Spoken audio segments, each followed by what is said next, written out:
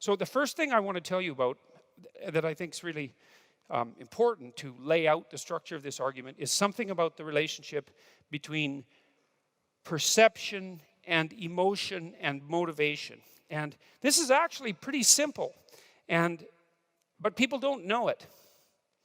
And I guess it's simple in the way that complex things are simple when you think them through for a very long time and understand them and then can finally lay them out, in some manner that's rather, let's say, clear, because you understand them. I derived a fair bit of this information from a book called The Neuropsychology of Anxiety by a man named Jeffrey Gray, who I think was one of the two greatest neuropsychologists of the 20th century, two or three. His Neuropsychology of Anxiety, which is on my list of recommended books, by the way, on my website, it's a really hard book.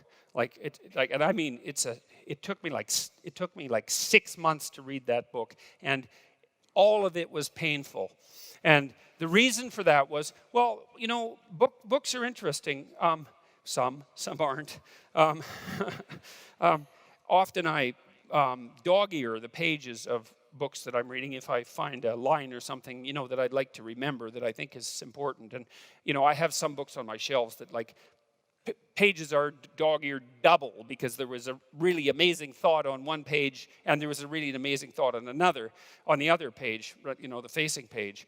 And so the whole damn thing is just nothing but dog ears. And then there's other books where there's zero. When I read Nietzsche, for example, there was lots of dog ears on Beyond Good and Evil, which is a great book. And Nietzsche actually, he came up with the most arrogant statement anybody ever made about himself as an author, which is really quite impressive. To come up with the most arrogant statement, that's really something. And he was great at coming up with one-liners, philosophical one-liners. He said, I can write in a sentence what it takes other people a book to write. And then he said, that they can't even write in a book. So that's pretty good, eh? It's like arrogant, and then he topped it. It's like, yes, this is a man who could really write. Anyways, the problem with reading a book like that, Beyond Good and Evil, say, is that every damn sentence is a thought, and a deep thought. And so reading Beyond Good and Evil, it's like just constantly being punched. I mean, partly you're punched because you read part of it and you don't know what the hell he says, and so then you're stupid, and so that's a punch.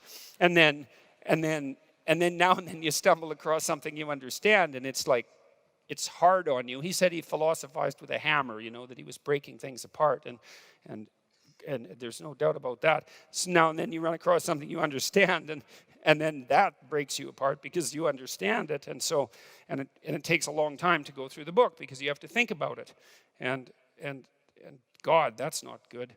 Thinking about things, Well, it isn't, because, when you think about, you already know everything in some sense. You've got a map that covers the whole world, which is sort of why you can function. And so as long as everything's going fine, you don't really have to adjust your map, and you don't have to think. But then if you come across something that makes you think, then what that means is that part of the way you were thinking was wrong. And so when you think something, when you're forced to, then some little part of what you were, your map, the way you represent the world, it has to die because it was wrong. And then it has to be replaced by this new thing. And God only knows how much of what it was that was there.